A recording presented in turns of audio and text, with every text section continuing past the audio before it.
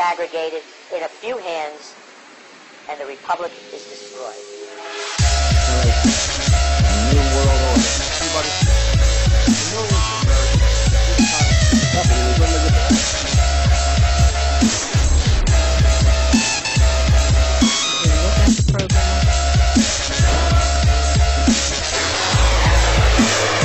By working upon the prejudices of the people until the wealth is aggregated in a few hands and the republic is destroyed.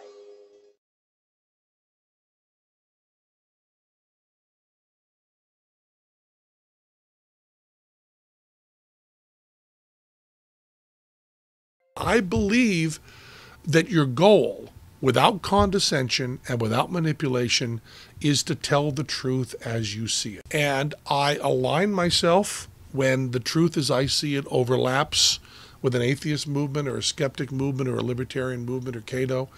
I'm very happy to get on board there.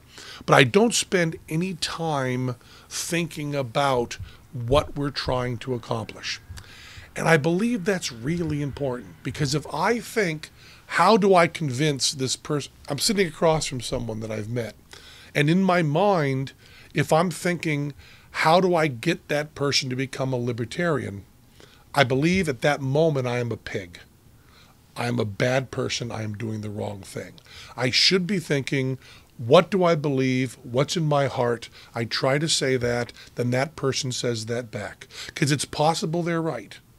And if I'm trying to convince them, I have not given any possibility of them being right. When you say to the person condescendingly, well, how do you think UFOs could have gotten here? That's not a real question. You're trying to manipulate them. And it's possible that the person sitting across from me has information on Roswell that'll change my whole point of view. It's very unlikely. I don't really entertain it. But in theory, I want to be open to that. So my brand of libertarianism, if you will, is I love having people preach to me. I don't want to ever become the person that's trying to change their mind. And the difference is so subtle as I think outside of me to be non-existent.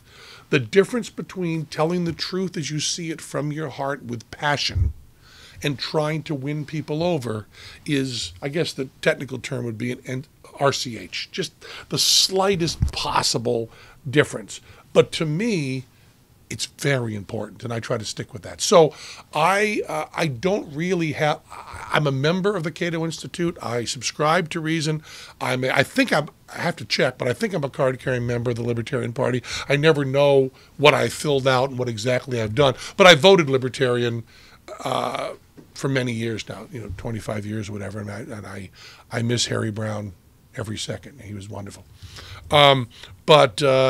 So the flavors of libertarianism I go with is just, I think I go with maximum freedom. I often say that I'm probably leaning closer to anarcho-capitalist. I would love to see, in every situation, and I've said this a zillion times to Larry King, in every problem you come up with, I would like to have one of the first questions to be, is it possible we can solve this with more freedom instead of less?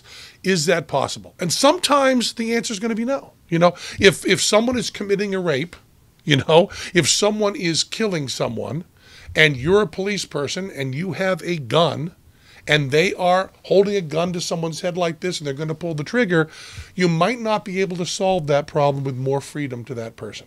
If a country is attacking ours and actually changing our way of life, you may not be able to solve that with more freedom to the other side. But teen use of tobacco, television shows we don't like, libraries, at least consider the possibility of going with more freedom.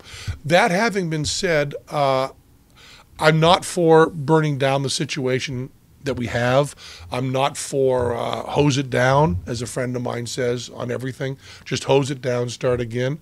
It's not the style person I am. I believe that you just keep saying the truth as you see it as often as you can. You change your mind every time you see yourself as being wrong. And you hope that that truth will win out in the end. And I think it does. I think that the major quality you need to be an atheist and the major quality you need to be a libertarian is optimism and trust and love of people.